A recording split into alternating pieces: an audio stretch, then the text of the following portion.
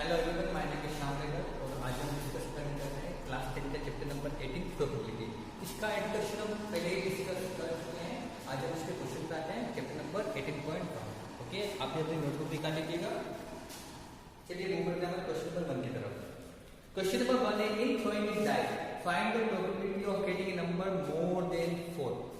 देखिए, हम किसी डाई को थ्रो करते हैं तो हमारे पास ऑब्जर्वेशन क्या होता है, लेकिन एक बार ऑब्जर्वेशन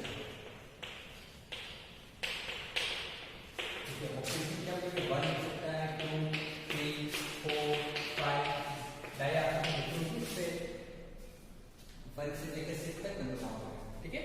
अब प्रोबेबिलिटी को हम इससे नोट करते हैं।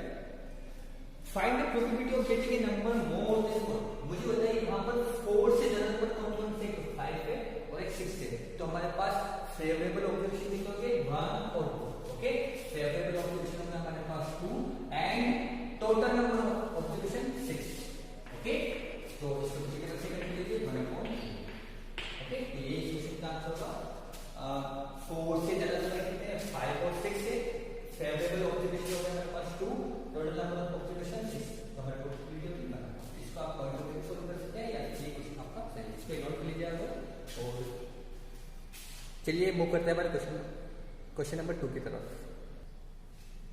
क्वेश्चन नंबर 2 है, a coin is tossed 2 times.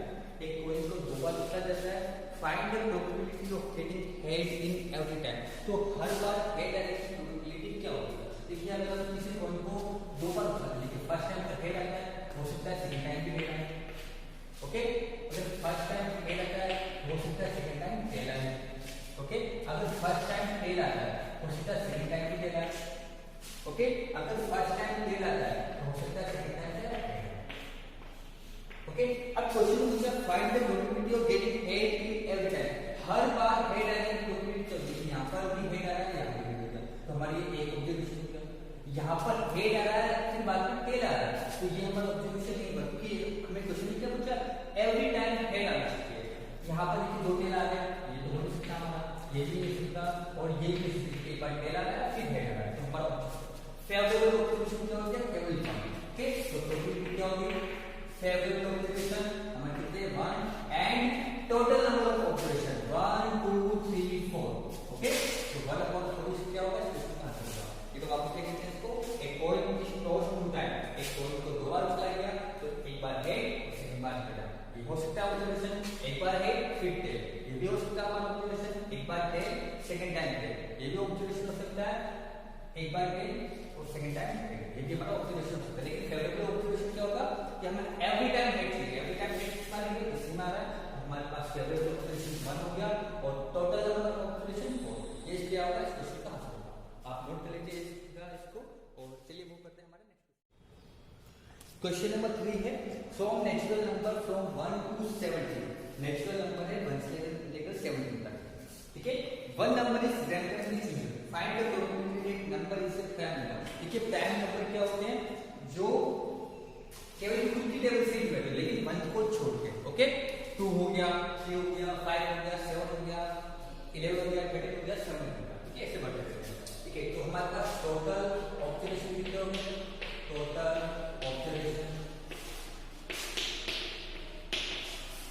देखिए 1 से लेकर 70 तक। नेचुरल नंबर क्या होंगे, 1 2 3, तो हमारे पास टोटल नंबर लिख देते हैं। यहाँ पर टोटल ऑब्जर्वेशन कितने होंगे हमारे पास। ओके, फेवरेबल ऑब्जर्वेशन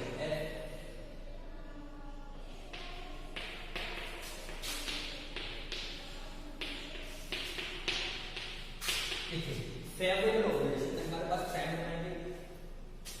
इसका आंसर है 2 से 2 हो गया, 3 4 नहीं होगा क्योंकि 4 2 से डिवाइड होता है, 5 होगा, 6 नहीं होगा क्योंकि 6 2 से डिवाइड होता है, 10 से डिवाइड होता है, 7 9 नहीं होगा, 10 नहीं होगा, 11 30 एंड 7।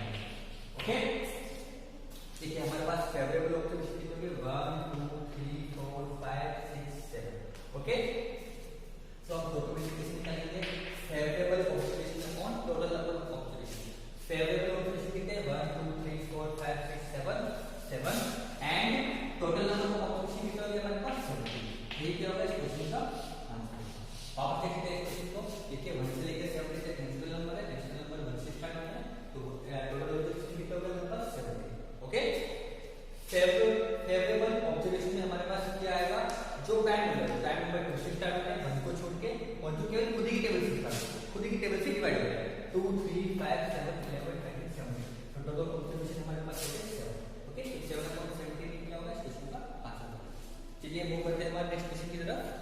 Question number 4।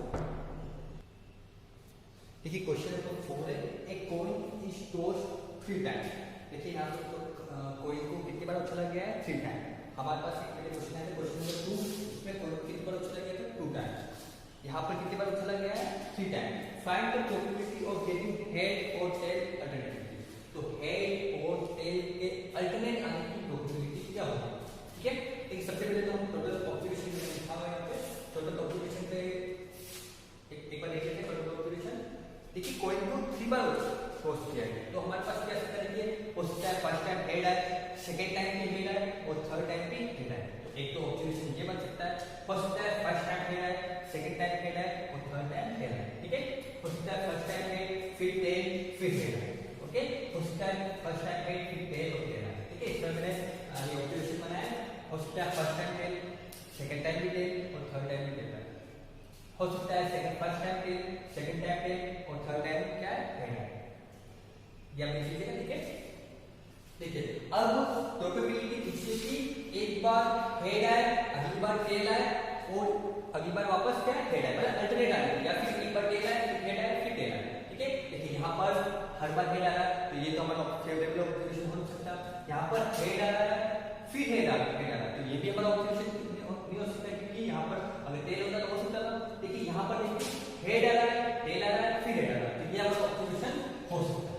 ओके, यहाँ पर हेड आ रहा है, टेल आ रहा है, टेल आ रहा है, तो ये हमारा ऑब्जर्वेशन नहीं हो सकता। यहाँ पर दो बार टेल आ रहा है, ये भी ऑब्जर्वेशन नहीं हो सकता। टेल टेल हेड, ये देखिए ये भी नहीं हो सकता, क्योंकि यहाँ पर अल्टरनेट नहीं है। इस पर देखिए यहाँ पर एक बार टेल आ रहा है, फिर हेड आ रहा है, फिर टेल आ रहा है, ये हमारा ऑब्जर्वेशन हो सकता है। ऑब्जर्वेशन कौन सा? Favourable observation. ठीक है, देखिए यहाँ पर टेल आ रहा है, फिर हेड आ रहा है, ये हमारा ऑब्जर्वेशन नहीं हो सकता। तो मुझे बताइए कि in total number of observation से टोटल नंबर ऑफ ऑब्जर्वेशन कितने? 1 2 3 4 5 6 7 8। ठीक है, टोटल नंबर ऑफ ऑब्जर्वेशन हमारे पास है 8। इसमें से फेवरेबल ऑब्जर्वेशन कितने हैं? 1 और 2।